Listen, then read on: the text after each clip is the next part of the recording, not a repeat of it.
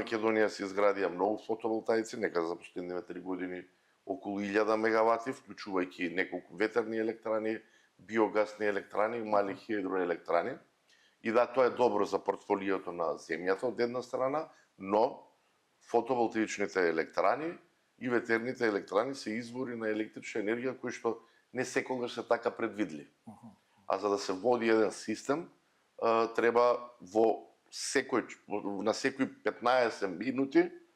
побарувачката од една страна и производството и набавката на електрична енергија од увоз да се подеднакви за да се држи системот стабилен.